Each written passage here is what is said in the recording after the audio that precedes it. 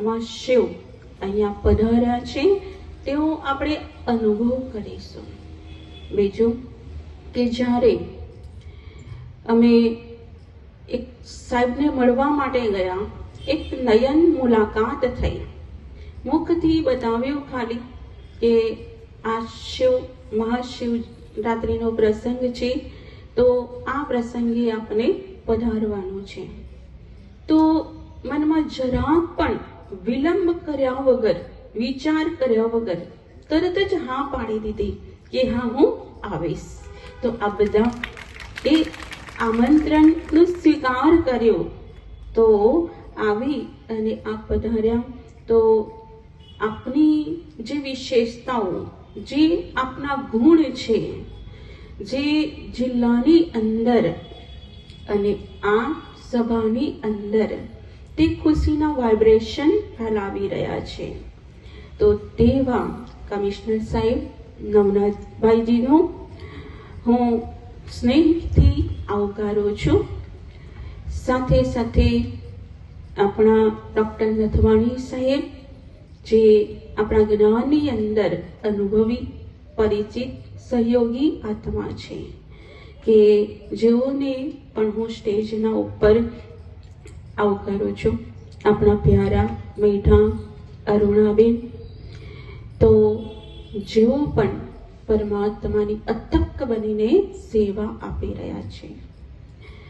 ત્યારબાદ જે દીપ પ્રગટાવવા માટે પધારેલા મહેમાનો, જે પોતાની આત્માની ચમક લઈને આકાશમાં ચમકતા તારાની જેમ સભાની અંદર તેઓની ચમક ફેલાવી રહ્યા છે, તેવા દીપ પ્રાગટ્યની અંદર પધારેલા મહેમાનો સાથે બ્રહ્માકુમારી પરિવારમાં રોજ જ્ઞાન અમૃત પીનાર એવા ડાયરેક્ટ આત્મા પરમાત્માની સંતાન, કે જે માનવમાંથી દેવતા બનવાનું બેડું ઉપાડી લીધું છે, ઝડપી લીધું છે અને દુનિયાને સ્વર્ગ બનાવે છે, પરમાત્માની સેવામાં સાથે સાથે મદદગાર છે, તેવા બ્રાહ્મણ પરિવાર કહો, દૈવી પરિવાર કહો, તેવા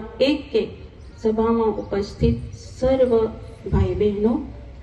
તો આજનો દિવસ એટલે આપણા માટે એક ખૂબ જ ખુશીનો દિવસ છે કે વર્ષ દરમિયાન એક શિવ, જે કલ્યાણકારી કહેવામાં આવે છે, કે વિશ્વની અંદર હર એક આત્માનું તે પરમાત્મા કલ્યાણ કરે છે. તો એ એક જ પરમાત્મા શિવ છે. તો જ્યારે તે આ ધરાના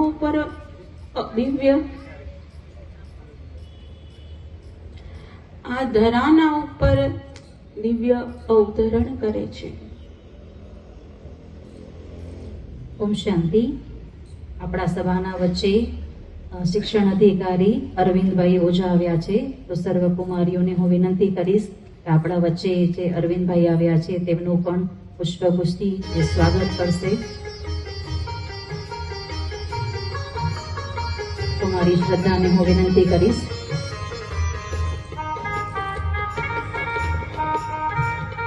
આજની સભામાં આપનું પણ ખૂબ ખૂબ દિલથી સ્વાગત છે. આદરણીય હર્ષા દીદી.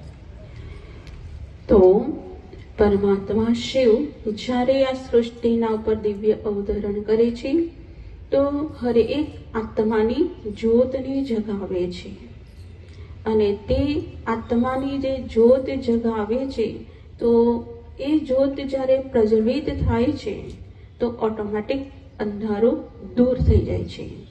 એટલે આપણે અહીંયા શિવરાત્રિ નથી મનાવતા, પરંતુ શિવ જયંતી મનાવીએ છીએ કે 89 વર્ષથી પરમાત્મા શિવ આ ધરાના ઉપર અવતરિત થઈ અને પોતાનો સત્ય પરિચય આપી રહ્યા છે.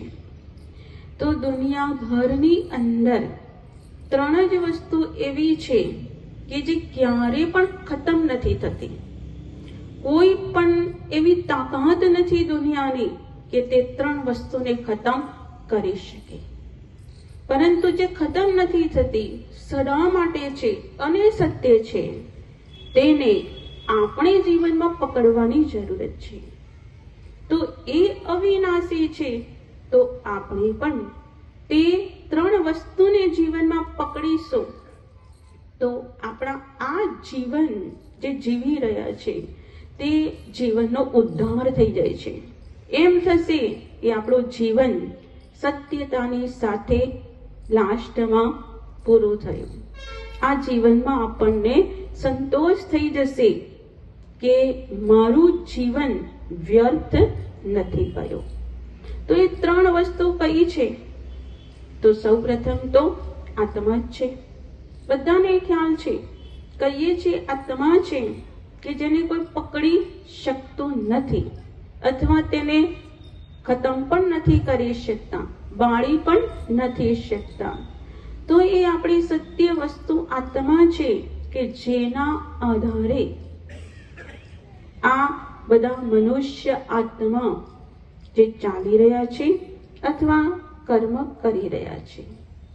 અગર એ જ આત્મા નથી આ સૃષ્ટિભરની અંદર તો દુનિયા હશે?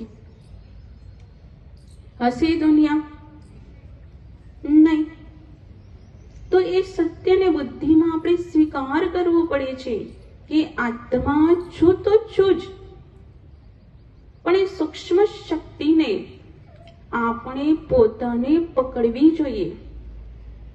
એને